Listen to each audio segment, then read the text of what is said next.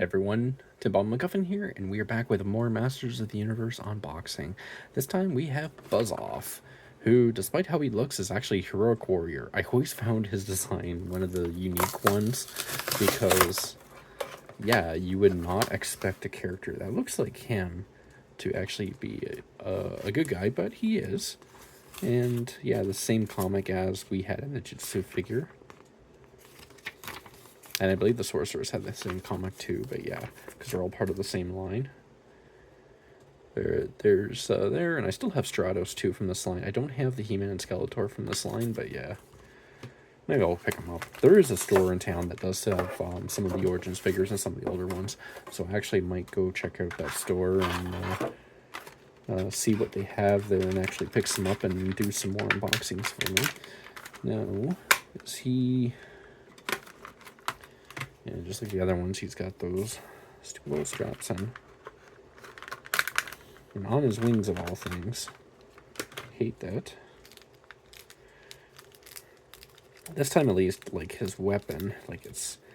They did that really bad tape on it again, but at least it's not like a staff or something where it can bend as easy. It's a lot thicker plastic here. A lot harder to actually bend. Move. That's actually, yeah, that's really, like, if I actually try to bend that, I'd probably just break it. But we'll see if I can get... Actually, I'll have to move him out of the way there for a sec. But yeah, there we go. There's his weapon right there. Not too bad, not like insanely detailed or anything else, but, you know, it's got like the little chips and stuff in it. It looks like he's been using his axe. And I think there's only one in here, but we'll find out in a sec. For the straps. A little bit hard to get them out. Oh, no, there is... Oh, why would they... Oh... That's a dick move. Now, they use these kind of old, You can see them right there. Those things are a pain in the ass. I don't know why they would use something like that on his legs for. One, I hate them because it's very easy to damage a figure with them. Because sometimes they can pull stuff too tight. Two, they can be a pain to get off like this. So hopefully I just got his leg out enough I can just squeeze his leg out.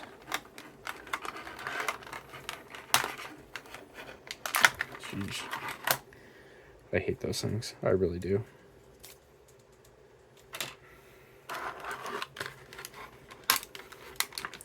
I mean, how'd they put his leg in here? I mean, his wings is even weird.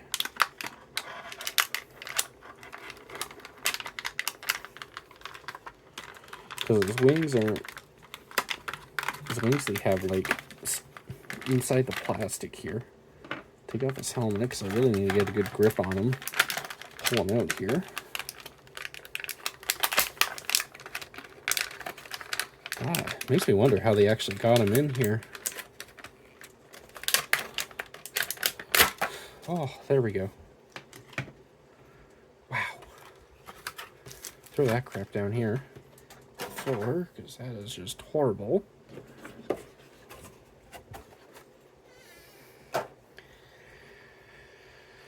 And while his helmet's off, we will look at his face quickly. So yeah, he's actually not too bad there. He actually looks, I think he actually looks better without the helmet. Really nice, like, texture on there, and, like, even on the antenna, like, you can just see that there. Very, very nice texture. Love that feeling on there. And then, you know, not too bad paint apps. Like, they did pretty good for the small size there. Like, it actually comes pretty even. And then a couple little just tiny paint apps to make his little fangs there kind of stick out. I guess it'd be more mandibles, since he's supposed to be like part insect, but it is, but yeah. And you see his arms here. His arms are obviously, you know, you have, like, just like with He-Man, Skeletor and them, has like the generic arm muscle that they use up there. But then this part here, it's kind of customized a bit. So this part here you can tell by the way it looks, this is actually just the arm gauntlet again. They just gave it that furry design, which just they kind of make it look more thing. They don't put like the strap there, but instead what they did was that they alternated a little bit by putting these little edges on there. But it's still just mainly that same arm design again, just reusing it as they can. The leg muscle is kind of a similar way too. It looks like they started out with originally the same kind of design, and they kind of just put these ridges on here to kind of accentuate it a little bit different. Same with the calf here, like the calf and the top of the boot here. That's pretty much the same design as a couple of the other figures, and they just changed it there. There's a little bit of a thing there.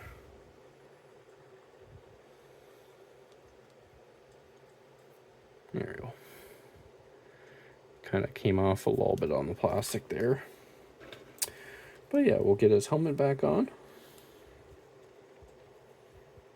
This antenna's just supposed to go over like that. And then, yeah, that's all his helmet is. His helmet's just like that.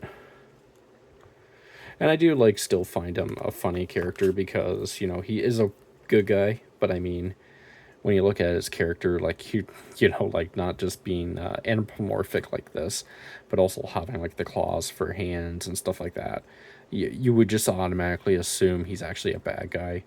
And there probably is a lot of people who grew up thinking that when they were kids. But, yeah. He's just got wings.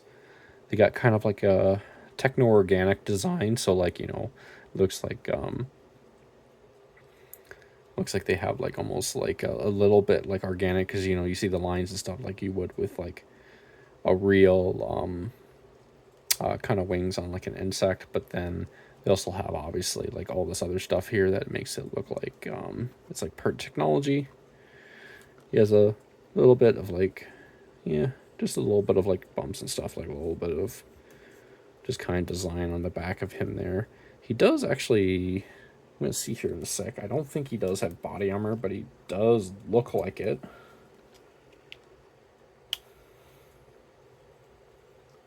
No, that's probably just the two separate pieces here.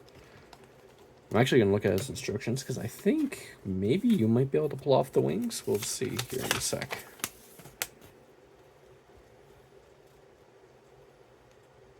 No, it doesn't look like he can pull off his wings at all.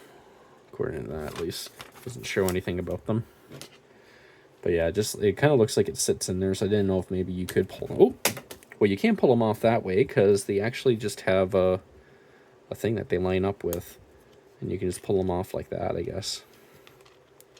If you don't want them off. I'm going to have to try to grab the other wing here. Flew off on me.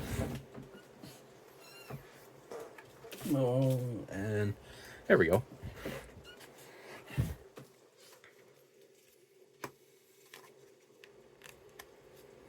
Okay, wing back on. Bring him back around here. Now, his hand, it looks like he wouldn't be able to hold a weapon, obviously, because it is. But as you can see, there's a little small circular area just in the middle, so you basically just have to press it all the way in until it just sits in there. And then there you go, he's holding his weapon. So, of course, get into the typical motions here. So his head, up and down, rotates around.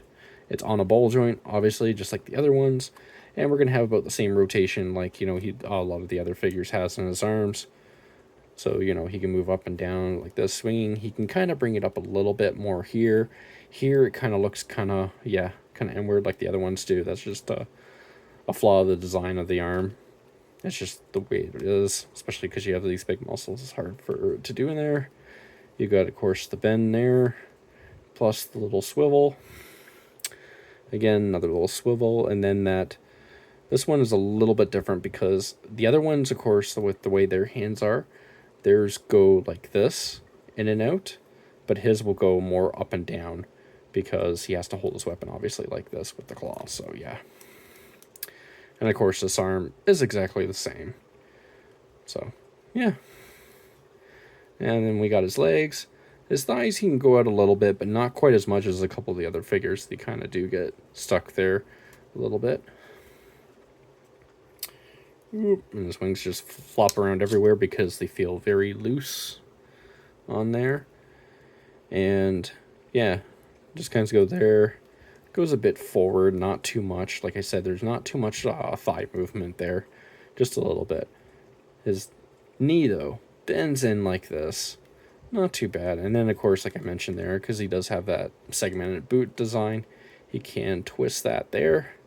And then this gives him both the same movement. So he's got the swivel and then the other swivel there. Makes it look like a ball joint, but it's not really. But the one thing I do like about him, though, is that because of his design, he does have a bit bigger feet. So that means, obviously, you can stand him up a lot easier. And as I say that, of course, he falls over. Let me actually get him properly standing up here.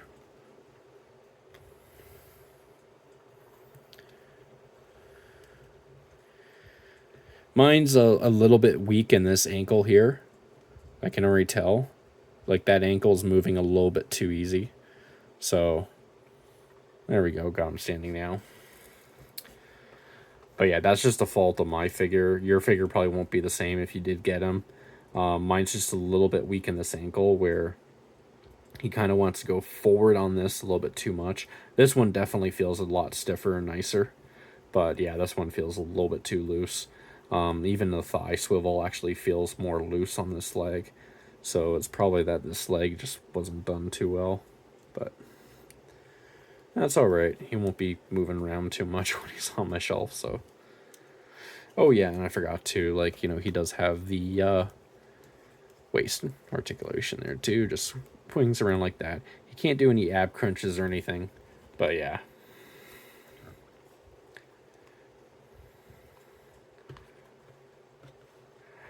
Not too bad. I do actually like some of the secondary characters like him a bit more because they seem to have like a lot better designs from the show and everything. Like they're just a lot more interesting to look at on the shelf than like just having some of the regular characters because they do because like He-Man and some of the older programs of that time, like, you had a lot of nice high fantasy stuff where you had much more imagination, much more creativity, and to the designs that went to these characters. And, like, it's basically like, hey, let's make a humanoid bee, but, like, let's make him actually, like, good. Like, as a good character. He's not, like, he wouldn't be like other shows where they kind of make them a joke character. Like, for example, let's use because obviously be related to Waspinator from Beast Wars and stuff. He wasn't like the worst character because he did have some of the best turnaround in the show, but he was basically constantly made a laughing stock until obviously, like, he did what he did to try to help them and stuff, right? With the apes and, like, to kind of becoming their leader and finding his own little thing. But that's what I like about a lot of shows like He-Man and stuff is that these characters are shown as warriors. They may not be as strong or as good as other warriors, but they're still warriors in their own right, and they still have their own moments of virtue and like their own successes and stuff.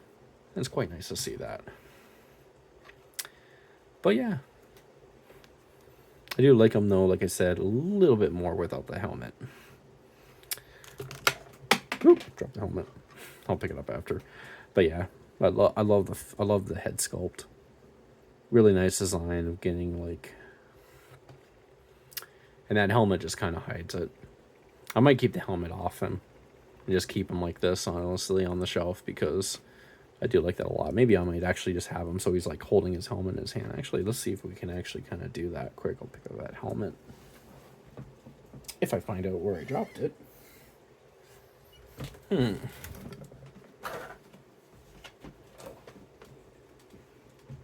it is.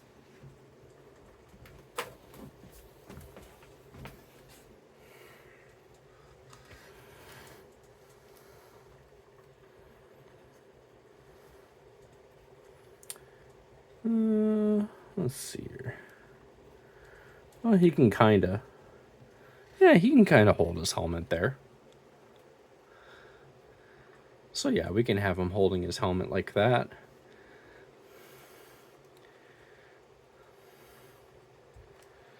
His axe just down like this, and just like he's kind of at the ready, like a little guard. Because I mean, that's kind of what he is too. He is kind of like a guard too. So yeah, pretty cool. But yeah, that's just Master of the Universe He-Man, the He-Man Origins, Buzz-Off. I mean, there's not much. There's not much to do with these figures when I open them. I mean, it's more just to show off design, show off a lot of the little details and stuff that they have in there. Because a lot of the joints and a lot of the movement, obviously, like I've mentioned again and again, they're going to be the same. They just basically reuse the same molds and they tweak them just a little bit for each character. Sometimes they might even reuse the entire parts. They just only change a couple little things on here and there. Like I mentioned, like it's very easy to tell that even this arm is basically the exact same arm underneath as the use of the original mold. All they did was that they just added this new ridging here, so that way he has kind of like this bumpy thing. I wouldn't be surprised if, for example, Beastman actually uses the same revised mold on his forearm too. So yeah. But yeah, that's it. I'll just rehash this quickly. As I mentioned, I'm gonna be slowing down on the TCG stuff. I still will be doing TCG stuff, but you know, just because of the stuff going on with Pokemon and like its availability and the overpriced products and everything else, I just can't see myself supporting them right now. It doesn't mean I'm going to stop buying Pokemon stuff completely. If I do find something that's on a good price or that's actually close to retail, not over it like it's been lately, because now it seems like even places like GameStop, Target, other like big retail chains that usually would get held to keeping to retail are now actually starting to edge their prices over retail just because they realize that everyone else is doing it, they might as well do it too. It's making it very hard to not just be a fan but also to actually buy the product, because you're seeing when you buy stuff like that, you always expect to have little to no return. But now it's like, you know, you're buying it and you're just not getting any return at all. Like you just buy it to buy it, but then there's literally, you know, nothing in there. Like there's nothing interesting. You can't really get a whole bunch of packs or a lot of booster boxes or anything as much as easily as you could before. I'm probably still gonna be looking at maybe seeing if I can find a store from Korea or something like that, and maybe focus on more of the Korean hits, and maybe focus. I know they just started some more for Latin America too. They just started like an official set for there, it seems like, recently. So I might be looking at some of that stuff and maybe seeing if I can get some of that stuff, because obviously some of that might be a little bit cheaper, possibly. We'll see. Besides that, though, I'm thinking about definitely going into probably One Piece, because I was already looking at collecting the cards. Maybe some Lorcana too. So yeah, we'll see. We'll see what there is, and I'll check everything else, and I'll see what actually might get me interested into another TCG to collect. So yeah, we'll look out for that. I'm still gonna be doing unboxings for figures and stuff like that, because obviously I want to collect more He-Man Origins figures. Maybe even get a couple of the playsets, vehicles, and stuff like that. And of course, Optimus here with Studio Series. He's the first one I just reviewed a couple weeks ago there. I want to try to get more of him, of the Studio Series. Possibly Cheetor next if I can find him. Maybe I might be able to find him locally, so I don't have to order them online through Amazon or something. But yeah, we'll see there. But anyways, hope you all have a good day, and have a good night.